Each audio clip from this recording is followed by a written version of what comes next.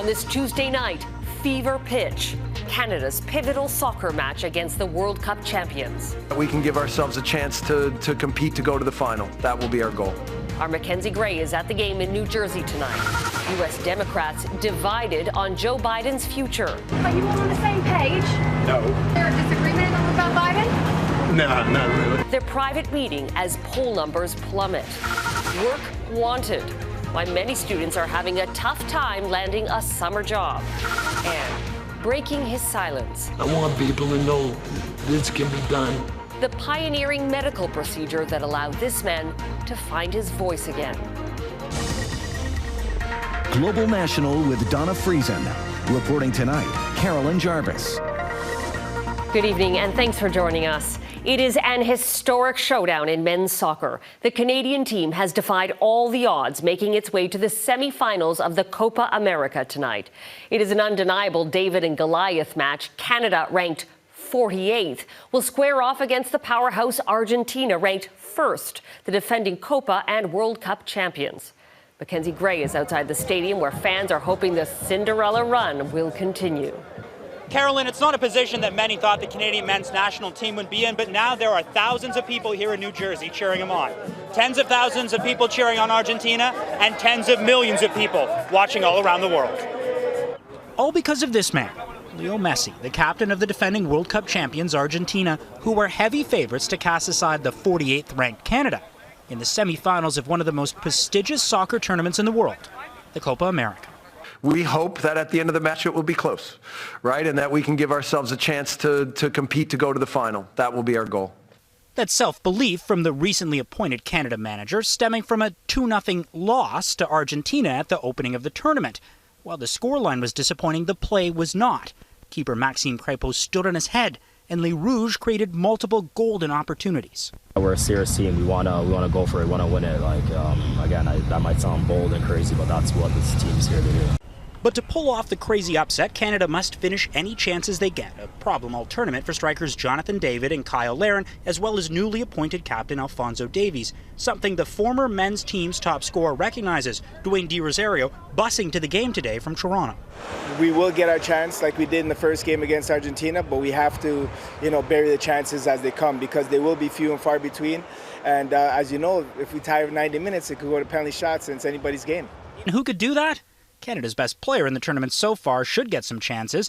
The pride of Nova Scotia, Jacob Schaffelberg, dubbed by the fans as the Maritime Messi. And there are hundreds of them here who've traveled to New Jersey to witness history. I've been to all of the games so far, and so being at this one is just second opportunity to go after Argentina. Judging by the Argentinian fans, you'd think they'd already won, taking over Times Square the past 2 days, and they'll take over MetLife Stadium tonight too. 82,500 fans, almost all of them here to cheer on Messi, leaving the Canadians to fight not only the world's best team, but also a hostile crowd, opportunities Canada soccer relishes. It's really a big global stage for Canada to be represented very well by our senior men's national team. Canada is definitely the underdog, but if they can pull off a miracle here in the Meadowlands, Carolyn, it will be one of the greatest sporting achievements in Canadian history. Mackenzie Gray in East Rutherford, New Jersey. Thank you. Well, almost 2 weeks after that debate debacle, U.S. President Joe Biden remains defiant about staying in the race despite growing division in his party. Biden is trying to reassure not only Democrats, but also world leaders about his leadership. But as Jackson Proskow reports, time is running out to shift the focus away from whether the American president is fit for office. Are you all on the same page? No. What do you mean you're not on the same page? They're not even in the same book. Democrats wouldn't say much. Good discussion. As they left a caucus meeting about Joe Biden's future, Saying Biden should step down? Division and fear were on clear display. He just has to step down because he can't win, and my colleagues need to recognize that. So far, there's no sign of a coordinated push to oust the president. He's our nominee, and we've got to elect him. Some understand they may simply be stuck with a damaged candidate who refuses to leave. The big donors, you already be seeing, the beginnings of a major revolt. If he does stay in stubbornly, if they pull the money, it's going to affect all the candidates on the Democratic side down ballot. Each day brings devastating new poll numbers, more stories of Biden's alleged decline, and high-stakes events like the NATO Summit in Washington, where Biden's fitness will be tested before world leaders. Mr. Prime Minister, do you have any concerns about Biden's age or mental acuity? Good to see everyone here this morning. I think that he is more determined than ever to continue to get the job done. Then there are the questions about the president's health. Records revealed multiple White House visits by a neurologist who specializes in Parkinson's. The physician to the president released a letter saying President Biden has not seen a neurologist outside of his annual physical. As long as Americans are talking about him, they're not talking about his opponent. Let's have a conversation about the crazy things Donald Trump says. So why don't you ever ask about that? Each passing day only seems to entrench the problematic incumbent. Lowering the odds, Democrats will see the change at the top of the ticket that so many believe is now vital to their electoral survival. Jackson Proskow, Global News, Washington. Prime Minister Justin Trudeau is also at the NATO Summit. Canada's top priorities include supporting Ukraine and responding to climate change. But as Mercedes Stephenson reports, allies want Canada to increase its defense spending. Global leaders converged to meet in Washington, D.C., surrounded by tight security. Here for the 75th anniversary of the world's most powerful military alliance. But the atmosphere, more concerned than celebratory, as NATO faces internal and external threats. Ready to deal with the challenges of our time. The war in Ukraine is top of the agenda, with President Volodymyr Zelensky hoping for an unconditional offer to join the alliance. That's what's really important, is that NATO needs to send a clear message to Vladimir Putin today that Ukraine will be a member of NATO. Prime Minister Justin Trudeau is meeting with high-powered American business and political leaders, trying to represent Canada's interests. But so far, he's not doing the one thing close allies wanted from him at this summit, spending more on defense. This year, 23 will spend at least 2%. And some will spend more than that. And the remaining countries that have not yet reached that milestone will get there soon. Shamefully, Canada announced in the last few days, or last couple of days, that they won't be ponying up. They're not going to do their 2%. Why? Well, talk about riding on America's coattails. NATO's Secretary General didn't mince words on his expectations. 2% is not longer some kind of ceiling, but 2% is now the floor for our defense spending. So we are not complacent. It's not good enough what we do now. We will do more. But in a keynote speech, the Prime Minister offered no plan, no deadline to reach 2%, and no specifics on equipment purchases of submarines or missile defense systems. All things the United States let Canada know they wanted to see. NATO is the strongest military alliance in the world. And to keep it that way, we must continue to step up. Military brass and business leaders fear the reticence from the Prime Minister and his closest advisors is rendering Canada irrelevant and isolated. I've had ambassadors and high commissioners from NATO countries come up to me and say, what gives here? Goldie Hyder with the Business Council of Canada says there's a risk that the frustration could leak from security over to Canada's trade relationship with the U.S. Justin Trudeau has 2 more days in which he could announce a specific plan to get to 2%, but so far there are no indications that he's going to do so. Carolyn? Mercedes Stephenson in Washington, thank you. There's been a shakeup tonight to the leadership of another federal party. Green Party Deputy Leader Jonathan Pedno is stepping down. He had been in the role since 2022, but never won a seat in Parliament. Green Party leader Elizabeth May says she's staying on and will run for re-election in her Vancouver Island riding. To the Calgary Stampede now, where 3 animals have been euthanized in 4 days of competition. A steer was injured and put down last night in what the Stampede calls an unusual incident. 2 horses were also euthanized after being injured in separate chuck wagon events. Advocates are renewing calls for the Stampede to end rodeo events, calling them inhumane. The Stampede is also being affected by extreme heat. Calgary is one of several cities across the country dealing with high temperatures. Scientists with Environment Canada are now analyzing data to determine if weather events like these are influenced by climate change. As Heidi Petracek reports, they've just released their findings from the first heat wave of the summer. It was another sweltering day in British Columbia. It's like we are in Cuba.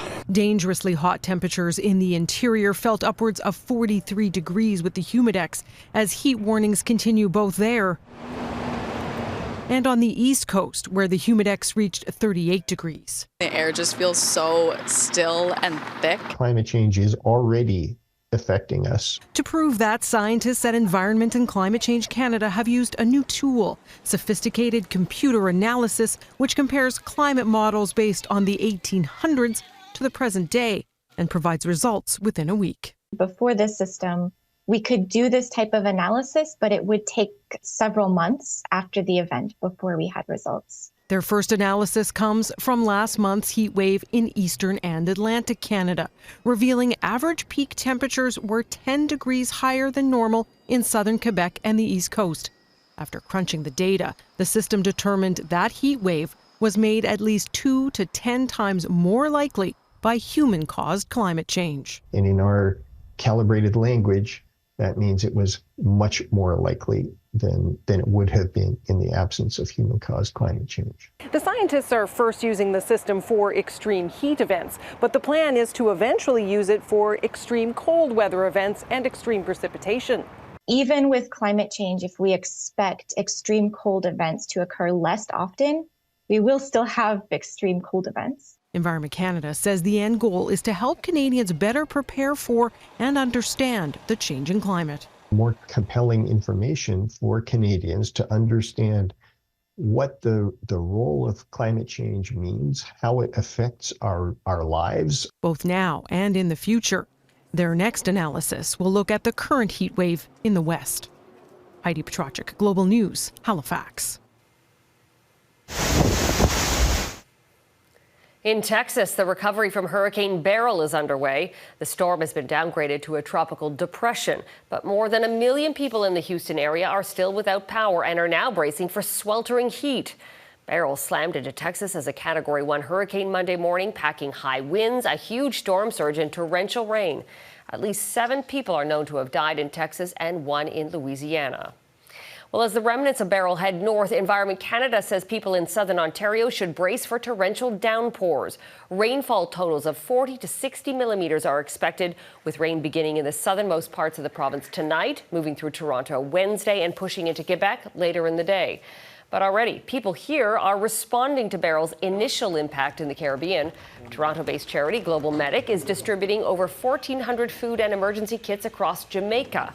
It will also be installing generators and a water purification system in the southern part of the country. The hurricane knocked out power and whatnot, so we're taking down 2 generators. One that'll power the water purification unit, and then the other one they're hoping that it may power a small refrigerator for World Central Kitchen. Jamaican officials say Beryl destroyed more than $6.4 million worth of food crops and supporting infrastructure. RCMP in Manitoba have laid 65 charges after busting a child sex trafficking ring. 7 people have been arrested. Investigators say at least 2 teenage girls were exploited, but they believe there are more victims. Melissa Ridgen reports. It began with a tip. A concerned citizen reporting to police that a teenage girl was too frequently seen around town with much older men. That tip ultimately led to a 5-month investigation and charges against 6 men, all in their 30s and 40s, accused of using the internet and social media apps to allegedly sexually assault that girl and others. A 43-year-old woman is charged with luring, confining, and selling the teens for drugs and cash. This was a fairly organized operation where the suspects used multiple platforms with the deliberate intent to exploit youths. Our investigators believe there are more survivors. 2 15-year-old girls have been identified and are getting supports, while police hope to identify at least 1 more victim, believed to be 13 or 14 years old. They offered nothing to help identify her, but said family or friends may have noticed changes in her behavior. These kids are getting hurt. Collectively, We all need to do our part to protect them. If you see something, say something. The tragic reality is there is more of this. If you think it's not happening in your community, you are wrong. Portage La Prairie Mayor Sherilyn Knox says her community is in shock. This is probably the hardest day I've had as mayor, to be thinking that children in our community were harmed this way and knowing that there could be more. She's looking ahead for the justice system to do its part. Human trafficking prevention agencies say criminal charges aren't the end for the victims of such crimes. It's a very difficult journey that they'll carry. That experience will be with them for the rest of their lives. Melissa Ridgen, Global News, Winnipeg. Young Canadians on the job hunt. Coming up, why many can't find work and what they can do to increase their chances of getting hired. A number of plant-based milks are being recalled across Canada because of potential listeria contamination. 18 beverages sold by the brands Silk and Great Value are being pulled off shelves. They include almond, coconut, cashew, and oat milks. At least 9 people have gotten sick in Ontario, including 5 who were sent to hospital. Symptoms of listeriosis are similar to the flu and can include vomiting, nausea, and fever. You can find more details about the recall on our website, globalnews.ca/globalnational. Well, if you're a young person in this country and you've had a tough time finding a summer job this year, you're not alone. Analysts say a slow economy means employers are reducing costs by cutting back on hiring, meaning finding a job is harder than it used to be. Anne Gaviola has more on the cooling job market and what's at stake for young Canadians. It is not easy just due to the nature of having to do so many different applications, so many different cover letters, and just applying to so many different jobs. And most of the time, you don't even hear back from them. From lifeguard chairs to fast food counters and everywhere in between, summer jobs for students and young workers have dried up in some sectors. Hearing stories certainly of young people needing to apply for kind of hundreds of jobs and frustratingly not get responses. The latest jobless rate for people between the ages of 15 and 24 climbed to 13.5%, the highest in a decade outside the initial pandemic crash. And less than half of students who will be returning to school in the fall were able to find a job. Job site Indeed's senior economist says employers have pulled back after a few years of really strong hiring, a symptom of a slowing economy. Job postings on Indeed are now slightly below where they were pre-pandemic after a few years of really strong numbers. A lack of job security and unemployment or underemployment at the start of a career can have long-lasting economic consequences and take an emotional toll as many may be forced to delay or give up milestones. Feeling frustrated in their lives. They feel as though they're never going to be able to own a home, that maybe having kids is out of reach. Employment firm Robert Half recommends young workers be persistent and proactive and consider industries that really need staff, such as healthcare and food manufacturing, even if your starting pay or position aren't what you'd hoped. Sometimes it may feel like you take one step backwards to take 2 steps forward. Another piece of advice, learn to use generative AI effectively as you craft your resume. It can help you stand out, and savvy employers will notice. Carolyn? And Gaviola in Toronto, thank you. Ahead, a high-profile widow gets added to Russia's wanted list.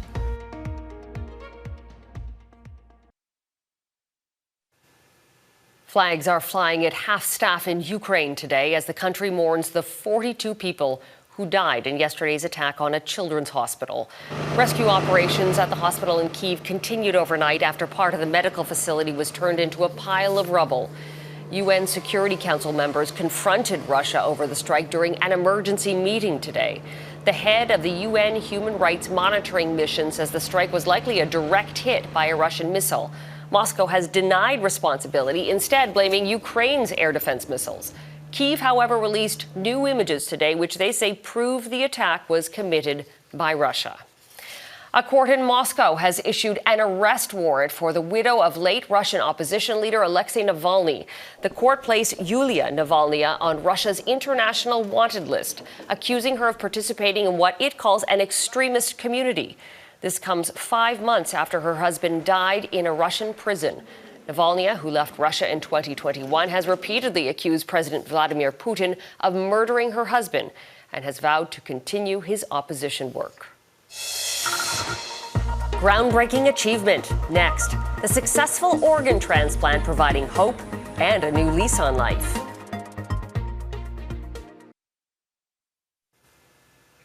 Well, who doesn't love a good freebie on a summer holiday? Denmark's largest city is testing a new program that rewards tourists for going green. Starting July 15th for about a month, visitors to Copenhagen can get a glass of wine if they arrive by bike, free admission to a museum if they do garden work, or even a unique ski experience if they use public transportation. The project aims to reduce the impact of tourism by bridging the gap between wanting to be sustainable and acting on it. And finally tonight, a medical milestone in Arizona. A 59-year-old cancer patient is now one of only a handful of people ever to receive a total larynx transplant. Marty Kidian from Massachusetts has a rare form of laryngeal cancer. He is part of a clinical trial at the Mayo Clinic that removed and replaced his entire voice box, meaning he can now speak again. I want people to know this can be done, and it's a process, but it's worth it. I can talk to my 82-year-old mother on the phone, and she could hear me. Transplants are usually not an option for people with active cancer. It took 6 surgeons 21 hours to complete the procedure back in February. They use new techniques connecting nerves, which are critical for Marty to sense when he needs to swallow and move his vocal cords. And that is Global National for this Tuesday night. I'm Carolyn Jarvis. Tonight's Your Canada is the Ottawa-Gatineau skyline on the Ottawa River. Thanks for watching. Hope you'll join us again tomorrow night. Have a great night.